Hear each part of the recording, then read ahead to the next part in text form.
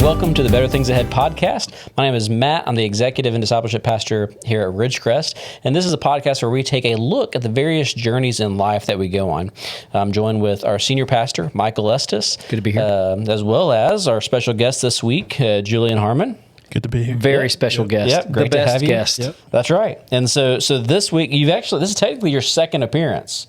That's right. Technically, because your first appearance, I think, was our very first episode, maybe, That's right. and we were recording. Yeah, it was you your had first come day back. You kind of popped your head through the window, and in that episode, Got we shouted said out. Yeah. we got to have this guy on the podcast eventually because you had just went on a journey, and so that's And what we're because doing. I was a cool guy too. And because you're a cool guy. That's right. And so that is what we're doing here today. This week we're specifically looking at summer camp. Summer camp is an opportunity for students. Of course, there's all sorts of different summer camps out there, whether it be a faith-based camp or extracurricular, whatever. But this past summer, you had the opportunity to lead one of these camps as a camp director. And so we wanted to kind of bring you on, kind of talk about camp life, what it was like leading that camp, how kids, how they interacted and, supported that and, were involved in all those kinds of things. So that way, anyone who listens to this podcast, maybe it's a college student who's considering being part of a camp and leading a camp, or maybe it's a student who's wondering, should I go to camp? All those kinds of things, kind of whomever listens to this, help them have a even better experience than what you had as being involved in that camp. And so, I guess to start, Julian, why don't you just start by telling us a little bit about how you got involved with camp? This specifically that you went with was FUGE.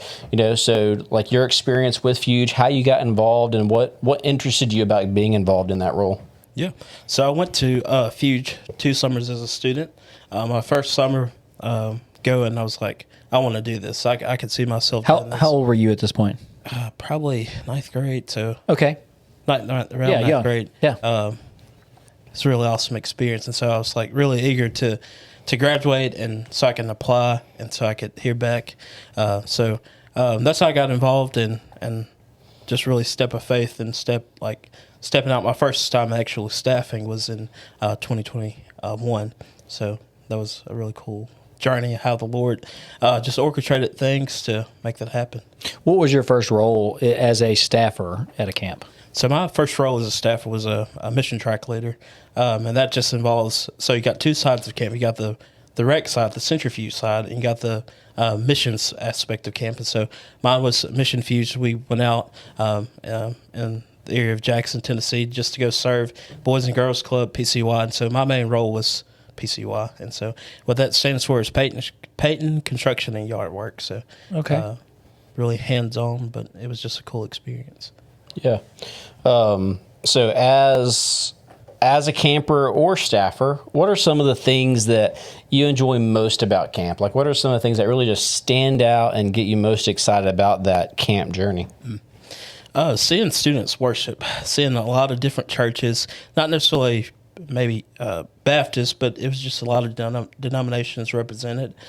Just seeing them come together, worship, have a good time that week, just games, activities, mission work, just seeing kids just be themselves and just forget about what's going on outside the world and just be fully focused on their relationship with Christ. And so, non-believers there, you have believers all across the board from all different walks of life, just come together for a week just to worship Jesus and serve Him in many different aspects. So, I'm curious. So you talked about worship. What do you think it is about the camp experience that makes kids more open to worship? Because like you look on a Sunday morning and you'll have those same kids in church. They'll faithfully come with their families, but they don't seem super engaged in worship. And maybe that's a product of the Sunday morning feeling.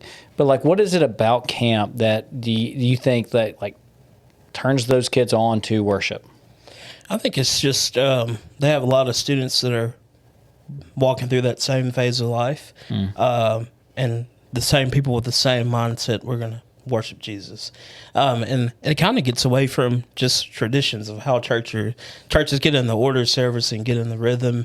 It gives students a different style of worship, especially coming from a typical Southern Baptist church where it probably you're opening up a hymn book and this is just a different way. Just people worship just through singing the songs, and so and have a lot of different instruments on stage. But I think the main reason that that space is just really just creates an environment of worship is they're all from the same walk of life, just pretty much are still in that same walk of life. I'm curious. So you went to camp when you were younger. Matt, did you camp at any point? I did. I think probably I was a little bit older. Like we did. I'm trying to remember which camps it was. Whenever I was in high school, as a student, I didn't like camp. Really? Yeah, I was just I liked. Well, the part aspect of camp I didn't like was the coming around with all the other churches and stuff, because I kind of had my core people, and we were in the loop and kind of had a pulse on that. And then you get to camp and they divide you up, which I think is, as a student pastor, I love camp for that reason. But as a student, I was never I did not enjoy the aspect of doing these different tracks and getting broken up from these people that, I'm close to or wanting to get closer to or whatever. But that was just me as a student. And as a youth pastor, I took kids to FUGE, took them to a few different camps as well, and, did enjoy it as far as that side of things go. But just as a kid, as a camper, it was not my favorite. Yeah, see, I liked camp when I was growing up. And what's funny is I'm an introvert by nature. I'm not a person that seeks out a lot of people, but there was something about being around people from different places than I was from, that they had the shared interest of church and Jesus, and I kind of wanted to be a part of that group. And it made it easier for me to engage that part of myself and feel a little less weird about it. And so I liked that part of it. I didn't do it every year, but I had done it several different times, and it was almost like a chance for me. Well, this is going to sound weird, but a chance for me to kind of reset my identity in some ways. And people at school knew me as this person, and people at camp knew me as kind of a different person in some ways. I bet do you see people like that when you get in camp settings where almost like there's an explosion of growth, or there's this identity they figured out? Do you ever see that? Most definitely. I see it.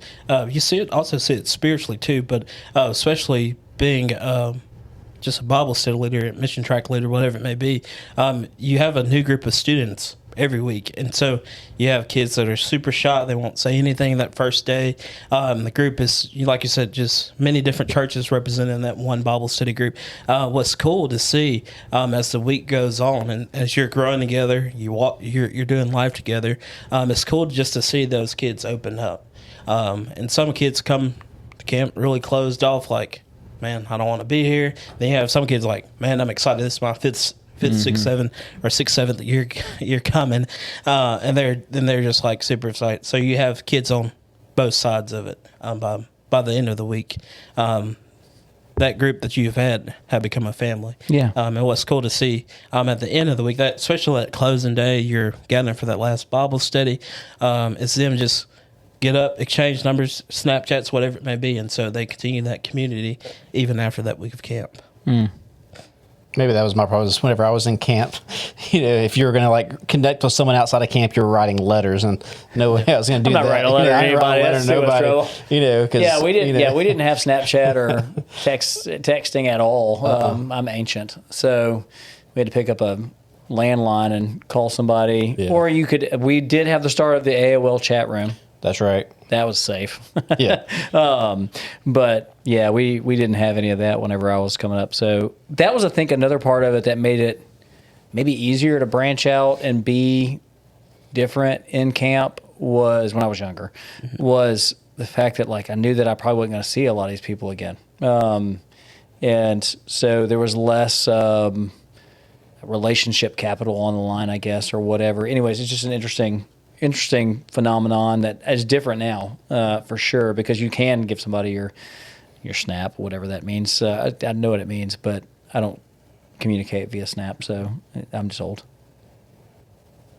Maybe we should change the subject. We don't want to talk about Michael being old. Kelly, don't laugh. Yeah, Kelly's over there wondering, like, man, these people really are old. They didn't know even what text messaging was. But Yeah, Michael has that salt and pepper going on him. Yeah, that's it's right. strong right now. Yep. I saw somebody took a picture of me a couple of years ago, and then they put it side by side with a picture now, and I was like, man, there's nothing good that comes from that. Like, that's another one of those social media things where, like, I've noticed, they'll do that and show a picture like 5 years later or whatever. Mm-hmm. There's not much good in that. There's no need to just, if you're vain or care about, looks at all. Good thing I don't care. Stay away. Just stay away from it. That's right. Brother Michael, do you think you'll go fully gray? Oh yeah, I'm not dyeing my hair. Will not do it. I just have no desire. I've had suggestions that maybe I should consider it. Nah, I'm just gonna let it go. Well, I think at that point you got to commit to that early. Yeah, because once it's already showed up, and all of a sudden I come and and then, I got dark hair the next Sunday. Everybody's like, yeah, I think that's a decision. Something's different. Yeah, that's a decision you got to make. Front end. Go ahead and start getting the the dye. Go ahead and fix it early on to catch that, because I think once you start going gray, there's not much you can do about it. So camp. Yeah, back to camp. Back to camp. Okay, I'm curious when it comes to camp.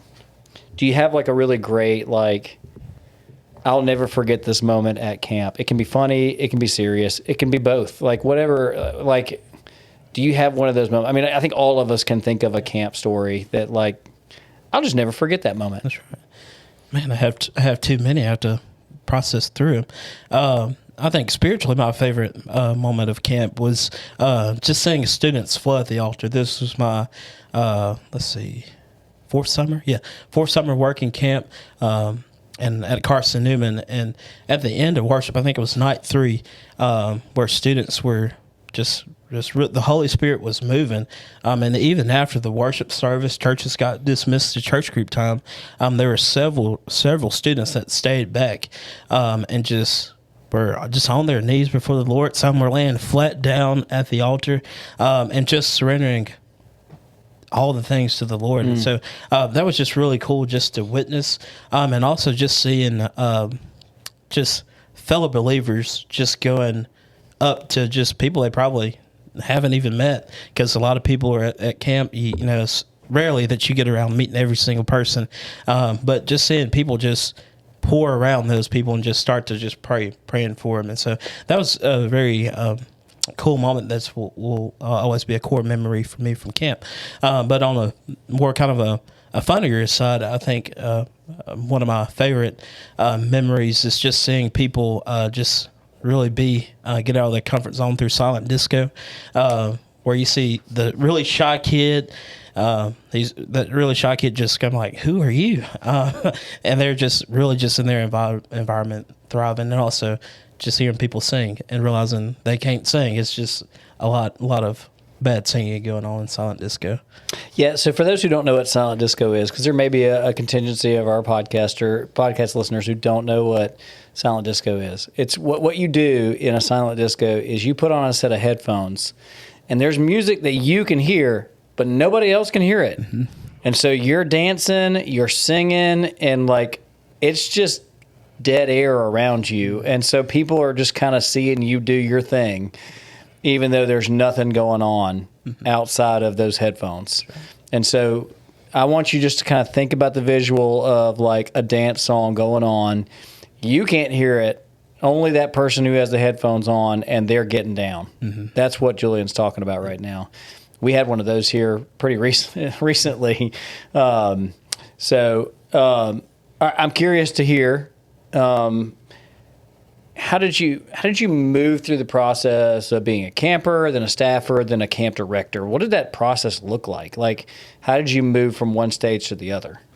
Through a lot of prayer, because I didn't want to give up being a Bible study leader, mission track leader, because once you move from that role to more of a leadership role, you get less time with students, because being any director in a camp setting is dealing with a lot of the logistics and behind the scenes. And so my prayer my third summer I was going into it, I felt, felt like leadership would be really cool to move up to. And so I just began just to pray, Lord, if leadership is something that you want me to step into, just open that door.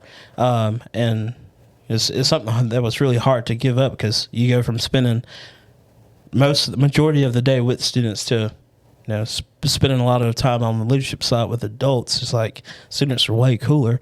But You're right. I think just through prayer and just through the Lord just opening up doors, that really just made those transitions just really smooth. Just from being a student into a staffer into just a person on leadership. Mm-hmm. Would you say there were any, what would you say maybe some challenges that you faced in the camp world, whether it be staffing or student, and how you kind of face those challenges and what you maybe learned from some of those challenges? One of the main challenges that I can think about now is when you have a lot of college students come from many different walks of life and many different backgrounds, is staff unity and staff disunity. Satan can really use that if you give him a foothold to use it. Mm-hmm. So I've seen, just serving on many different staffs and also leading a staff, is you have to be really cautious about just staff disunity and just ways that you can unify the team throughout the summer, because you're doing life together with that staff for 6-7 weeks, and you get to really see the true side of people in that. And also, the good thing about that, you get to see spiritual growth from each individual. Yeah. So if you were talking to someone, and maybe, we'll do 3 different people that you could have a conversation with. Mm-hmm. All right, and we'll go through each one. One being a student who's considering going to camp. The next would be a volunteer who's looking at, maybe coming with a church group to go with students to camp. And a third would be maybe a college student who's looking at being a staffer at a camp.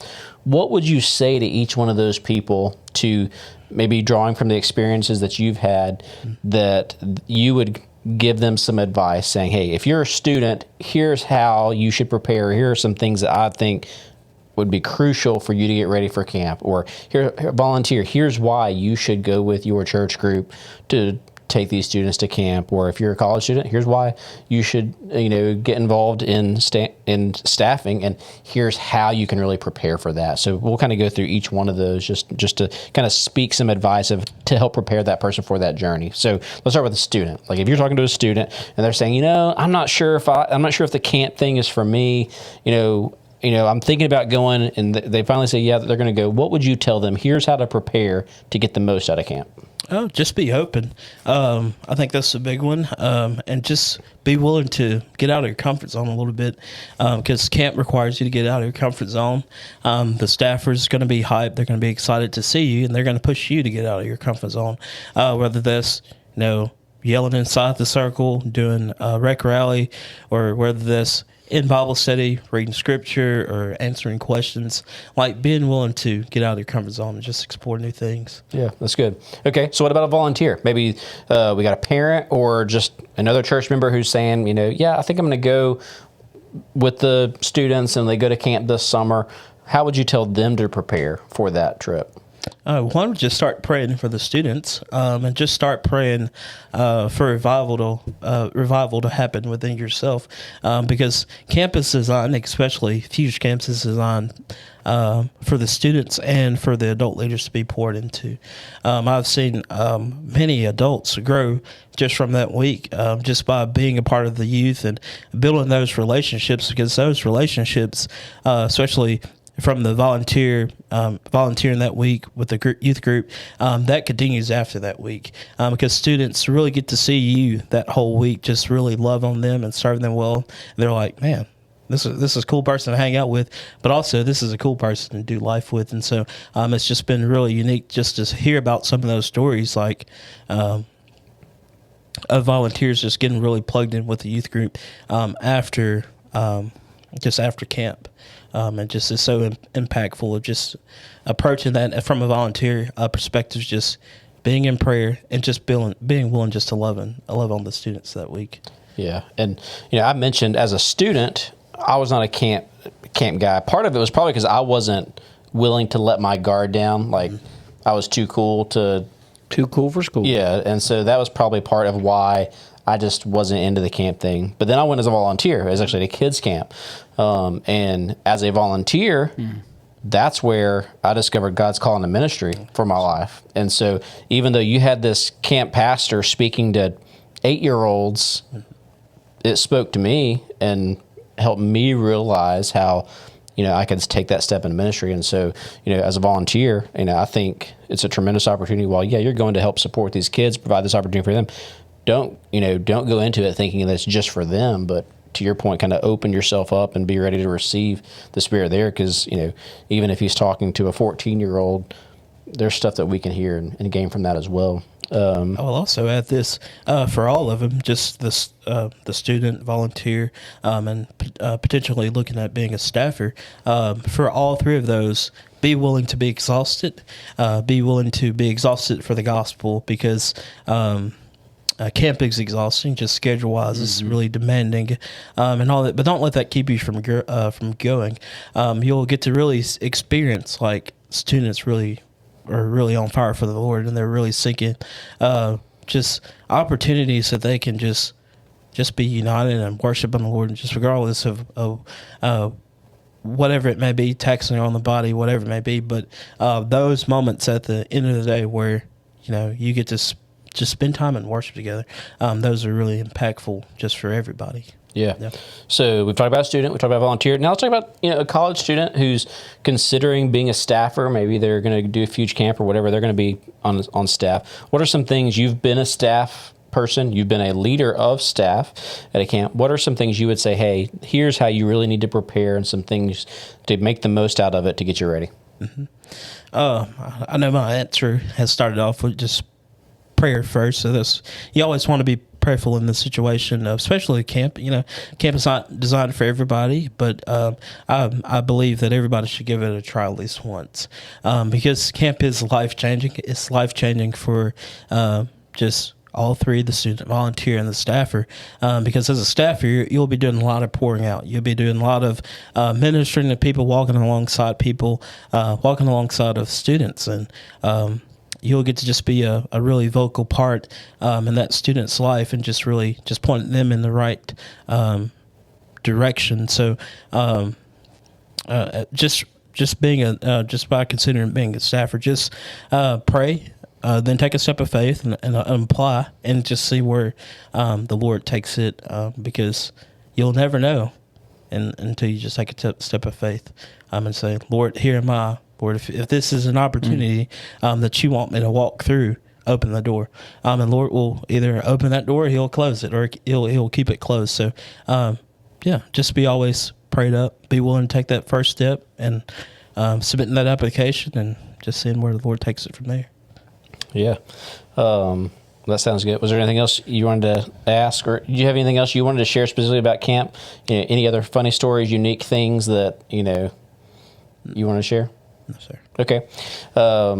Well, Julian is a staff member here at Ridgecrest, and we are grateful to have him as part of our team. And so as we have individuals who maybe have questions about camp, maybe you're thinking about attending or being a volunteer or being a staffer, we'd love to connect you with Julian and kind of give you more information on that. Don't hesitate to reach out to us, and we'll be happy to do that. But again, we appreciate Julian taking time to be with us, and if that's you and you're considering those things, we encourage you in the camp world, and want to remind you that hopefully you can learn some things from this podcast and know that there are better things ahead.